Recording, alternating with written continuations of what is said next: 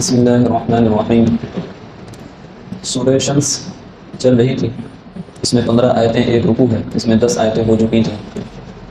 شروعاتی آیات میں اللہ تعالیٰ نے سورج کی، چاند کی، دن کی، رات کی، آسمان کی اور زمین کی اور نفس کی قسم کھائی، اور اس کو بنانے والے اور ان تمام چیزوں کو پیدا کرنے والے یعنی اللہ اپنی قسم کھائی، اور بتایا کہ انسان کے اندر، ہر نفس کے اندر اللہ تعالیٰ نے تقوی بھی رکھا ہے، گناہ کا مادہ بھی رکھا ہے۔ یہی وجہ ہے کہ حضرت ابو ہریرہ رضی اللہ عنہ اور حضرت ابن عباس رضی اللہ عنہ کی روایت ملتی ہے کہ جب بھی اللہ کے رسول صلی اللہ علیہ وسلم یہ آیت تلاوت فرماتے تھے فَأَلْهَمَهَا فُجُورَهَا وَتَقْوَاهَا، تو اللہ کے رسول یہ دعا کرتے تھے اللہ تعالیٰ سے اللہم آتی نفسی تقواها انت ولیها ومولاها وانت خیر من زکاها۔ مطلب یہ کہ اللہ تعالیٰ میرے نفس کو آپ تقوی عطا فرما دیجیے، کیونکہ آپ اس نفس کے، میرے دل کے، میرے جی کے، میرے ذمہ دار ہیں اور مالک ہیں۔ وَأَنْتَ خَيْرُ مَنْ زَكَّاهَا، اور آپ سب سے بہتر ہیں جو میرا تزکیہ کر سکتے ہیں۔ اللہ کے رسول ہو کر کے یہ دعا فرما رہے ہیں کہ آپ ہم کو پاک کر دیجئے، آپ بہترین پاک کرنے والے ہیں۔ ہم جیسے گناہ گاروں کا کیا حال ہونا چاہیے، اور کتنی دعا کرنی چاہیے، اور کتنی فکر کرنی چاہیے۔ خیر، اللہ تعالیٰ نے شروع میں قسمیں کھائیں، اور قسم کھانے کے بعد جو بات فرمائی اس کی اہمیت بڑھانے کے لیے اتنی قسمیں کھائیں، سورج کی، چاند کی، دن کی، رات کی، زمین کی، آسمان کی، نفس کی، کتنی 7 قسمیں تقریباً ہو گئیں۔ 7 قسمیں کھانے کے بعد جو بات فرمائیں کہ قد افلح من زکاہا، بامراد ہو گیا وہ شخص، کامیاب ہو گیا وہ شخص جس نے اپنے آپ کا تزکیہ کر لیا، اپنے آپ کو پاک کر لیا، اپنے باطن کو سنوار لیا۔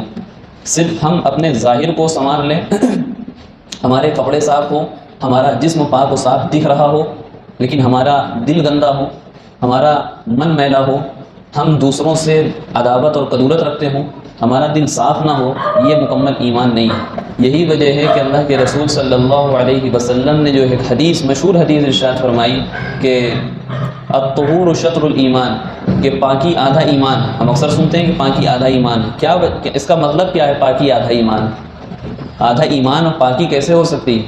مطلب یہ ہے کہ 2 چیزیں، ایک ہمارا ظاہر ہے، ایک ہمارا باطن ہے۔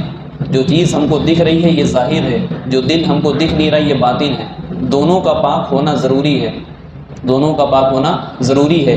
پاکی کوئی اختیار کرتا ہے وہ ظاہر کے لیے کرتا ہے، وضو کرے گا، غسل کرے گا، اس کا ظاہر پاک ہوگا، لہٰذا باہر کی چیز تو پاک ہو گئی، اب بچی صرف اندر کی چیز۔ تو اگر باہر کی چیز پاک ہو گئی یعنی آدھی چیز پاک ہو گئی، آدھا ایمان مکمل ہو گیا۔ اب ایمان کی برکت سے اگر کوئی شخص اپنے دل کو پاک کر لیتا ہے، اپنے دل کو صاف کر لیتا ہے، اپنا تزکیہ کر لیتا ہے، تو وہ شخص مکمل ایمان والا ہے، وہ شخص مکمل ایمان والا ہے۔ تو یہ مطلب ہے الطہور شطر الایمان کا، کہ اپنے آپ کو پاک کرنا۔ یا دوسری حدیث ہم لوگ سنتے ہوں گے، اللہ کے رسول علیہ السلام نے فرمایا تھا وضو کے بارے میں کہ جب کوئی وضو کرتا ہے تو اللہ تعالیٰ اس انسان کے، اس وضو کرنے والے کے گناہوں کو دھو دیتے ہیں، یہاں تک کہ ناخنوں کے اندر بھی جو گناہ ہوتے ہیں اللہ تعالیٰ اس کو بھی نکال دیتے ہیں۔ امام اعظم ابو حنیفہ رحمۃ اللہ علیہ کو اللہ تعالیٰ نے یہ کرامت عطا کی تھی کہ جب کوئی وضو کرتا تھا اور اس کے گناہ پانی کے ساتھ دھل کر کے گرتے تھے تو وہ اپنی آنکھوں سے دیکھتے تھے، وہ اپنی آنکھوں سے دیکھتے تھے کہ اس کے گناہ گر رہے ہیں، اس کے گناہ دھل رہے ہیں۔ اللہ تعالیٰ سے انہوں نے دعا کی اللہ تعالیٰ یہ صفت ہمارے اندر سے ہٹا لیجیے۔ کیونکہ ابھی تک کہ ہم ان کو نہیں جانتے تھے کہ یہ گنہگار ہیں، ان کا فلاں فلاں گناہ ہے۔ اب وضو کرتے ہوئے دیکھ لیا تو ان کے فلاں گناہ گر رہا ہے، فلاں گناہ گر رہا ہے، تو ہم کسی کے گناہ پر مطلع ہوئے جا رہے ہیں۔ اللہ تعالیٰ یہ صفت ہمارے اندر سے ہٹا لیجیے، یہ کرامت ہٹا لیجیے۔ اللہ تعالیٰ نے اس چیز کو واپس کر لیا، وہ کرامت ختم کر دی۔ تو کہنے کا مقصد یہ ہے کہ اللہ کے رسول علیہ السلام نے جو بات فرمائی وہ حق اور سچ ہے۔ بھلے امام ابو حنیفہ رحمۃ اللہ علیہ کو کرامت عطا ہوتی یا نہ ہوتی، لیکن اللہ کے رسول نے جو کہ فرما دی ہمارا ایمان ہے، وہ سچ ہے، وہ حق ہے۔ اب اس وقت رات ہو سکتی ہے لیکن نبی کا فرمان غلط نہیں ہو سکتا۔ تو اللہ کے رسول نے کیا فرمایا کہ جب کوئی وضو کرتا ہے اس کے گناہ دھل جاتے ہیں، ناخن کے نیچے سے بھی نکل جاتے ہیں، ٹھیک ہے۔ تو اگر کوئی اپنے آپ کو وضو کے ذریعے سے پاک کرتا ہے، وضو کے ذریعے سے پاک کرتا ہے تو اس کے ظاہری گناہ، چھوٹے موٹے جو گناہ ہیں وہ دھل کر کے گر جائیں گے، صغیرہ گناہ جس کو کہتے ہیں۔ کبیرہ گناہ کسی کو معاف کرانا ہے، کبیرہ گناہ کسی کو معاف کرانا ہے تو اس کو ایمان کی دہلیز پر قدم رکھنا پڑے گا، اسلام کی جھولی میں پکے ہوئے پھل کی طرح گرنا پڑے گا آ کر کے۔ جب وہ اسلام کی جھولی میں پکے ہوئے پھل کی طرح آئے گا تو اس کے بڑے بڑے گناہ بھی معاف ہو جائیں گے۔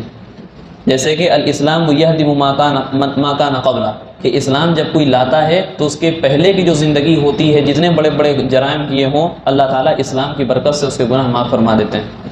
تو اسلام لانے کی بنیاد پر، ایمان قبول کرنے کی بنیاد پر اس کے بڑے گناہ معاف ہو رہے ہیں، وضو کرنے کی بنیاد پر اس کے چھوٹے گناہ معاف ہو رہے ہیں۔ اس بنیاد پر اللہ کے رسول علیہ السلام نے فرمایا کہ پاکی آدھا ایمان، پاکی آدھا ایمان۔ تو یہاں پر سمجھنے کی جو بات ہے وہ یہ کہ ہم کو اپنا جسم بھی پاک کرنا ہے، ہم کو اپنے کپڑے بھی پاک رکھنے ہیں، یہ بھی نبی کی سنت ہے، اور اللہ تعالیٰ پاک رہنے والوں کو پسند کرتے ہیں، بلکہ محبت فرماتے ہیں۔ ان اللہ یحب التوابین ویحب المتطہرین، توبہ کرنے والوں سے محبت اور پاک صاف رہنے والوں سے محبت۔ اللہ کے رسول کو حکم دیا، اللہ کے رسول کو حکم دیا وثیابک فطہر، اپنے کپڑوں کو پاک کریے۔ تو اگر ہم کپڑوں کو پاک کر رہے ہیں، گویا کہ اللہ کے حکم پر عمل کر رہے ہیں، ہم اللہ کے حکم پر عمل کر رہے ہیں، نبی کے طریقے کو اپنا رہے ہیں۔ یہ ہے اسلام، نارمل زندگی ہے۔ غیر مسلم بھی کر رہا ہوگا، وہ بھی کپڑے دھوتا ہے، وہ بھی اچھے کپڑے پہنتا ہے، ہم بھی پہن رہے ہیں۔ فرق کیا ہے؟ ہماری نیت میں فرق ہے۔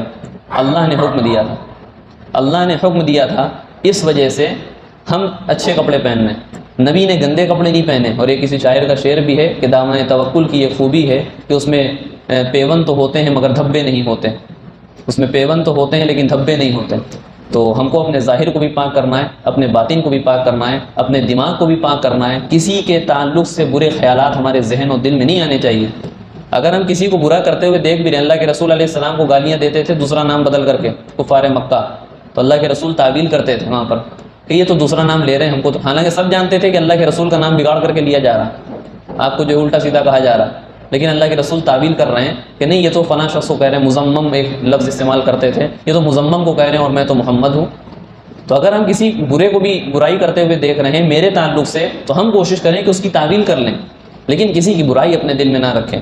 کسی کی برائی دل میں رکھنا یہ بہت بڑا جرم ہے، اور اپنے دل کو تمام لوگوں کی طرف سے پاک و صاف رکھنا مشہور واقعہ ہے۔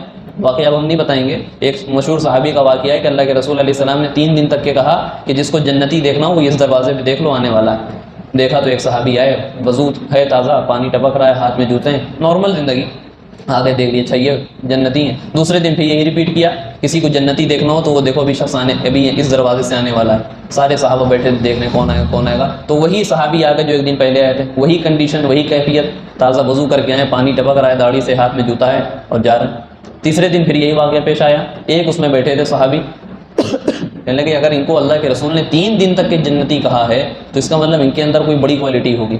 چلے گئے پیچھے پیچھے، کیا کرتے ہیں آپ، کون سا بڑا عمل ہے، بہت لمبا واقعہ ہے۔ بالآخر انہوں نے یہ بتایا کہ میری کوئی لمبی لمبی تہجد نہیں ہے، ہم نفل روزے نہیں رکھتے ہیں، زیادہ کچھ نہیں کر پاتے ہیں، نارمل زندگی ہے، بس ایک کام کرنے کی کوشش کرتے ہیں کہ میرا دل سب کی طرف سے پاک ہے، میرا دل سب کی طرف سے صاف ہے۔ لہٰذا یہ، اور جیسے ہی انہوں نے یہ کہا تو جو صحابی تحقیق کرنے آئے تھے وہ کہنے لگے ہاں ذا ہوا، یہی وہ بات ہے جو آپ کو جنتی کہلانے پر اللہ کے رسول کو مجبور کر دیا۔ تو ہمارا دل صاف ہونا چاہیے، ہمارا دل پاک ہونا چاہیے۔ آج حال یہ ہے کہ ہم قریبی جو پڑوسی ہیں، پڑوسیوں سے دل پاک و صاف نہیں، سگے بھائیوں اور بہنوں سے دل و پاک صاف نہیں، بلکہ حتیٰ کہ یہاں تک معاملہ ہے کہ اپنے ماں باپ سے بچوں کا دل پاک صاف نہیں۔ شادی ہو گئی تو نہ جانے کیا کیا چیزیں دل میں آ جاتی ہیں، شیطان بہکا دیتا ہے، تو ہم کو اس طرف نہیں جانا، بلکہ وہ طریقہ اختیار کرنا ہے جو اللہ کے رسول صلی اللہ علیہ وسلم نے اختیار کیا۔ اسی چیز کو یہاں پہ اللہ تعالیٰ نے قسمیں کھا کر کے بیان کیا کہ اپنے نفس کو پاک کرو، اپنے آپ کو پاک کرو، اور اگر پاک کر لو گے تو تم کامیاب ہو۔ وقد خاب من دساہا، قسم کھانے کے بعد یہ بھی دوسری بات فرمائی کہ اگر اپنے آپ کو پاک نہیں کرو گے، اپنے آپ کو سنوارو گے نہیں، تو تم ہلاک ہو جاؤ گے، تم نامراد ہو جاؤ گے۔ اب یہ قسم کھانے کے بعد اللہ تعالیٰ نے ایک بات فرما دی۔ ہم بارہا یہ بات کہتے ہیں، اللہ تعالیٰ اگر ڈائریکٹ کوئی بات کہہ دیتے ہم لوگ مان لیتے ہیں، ہمیں ماننے میں کوئی حرج نہیں تھا۔ اب اللہ تعالیٰ نے قسمیں کھانے کے بعد، 7 قسمیں کھانے کے بعد یہ بات فرمائی، اور زیادہ موقع ہو گئی۔ اب جب قسم کھانے کے بعد ہم کوئی بات ثابت کر دیتے ہیں، سامنے والا تب بھی نہ مانے، تو ہم کیا کرتے ہیں، دلیل دیتے ہیں کہ فلاں شخص کے ساتھ دیکھو ایسا ہوا تھا، اس کے ساتھ دیکھو ایسا معاملہ ہوا تھا، تو ہم دلیلیں دیکھتے ہیں، دیکھو اس کے ساتھ ایسا ہوا، اس کے ساتھ ایسا ہوا، تاکہ سامنے والا بات مان جائے۔ اللہ تعالیٰ بھی دلیل دے رہے ہیں۔ ویڈیو اگر اچھی لگی ہو تو لائک کریں، شیئر کریں اور چینل کو سبسکرائب کرنا نہ بھولیں، اور ساتھ ہی ساتھ بیل آئیکن کو پریس کریں تاکہ نئی ویڈیو کی نوٹیفیکیشن آپ کو ملتی رہے۔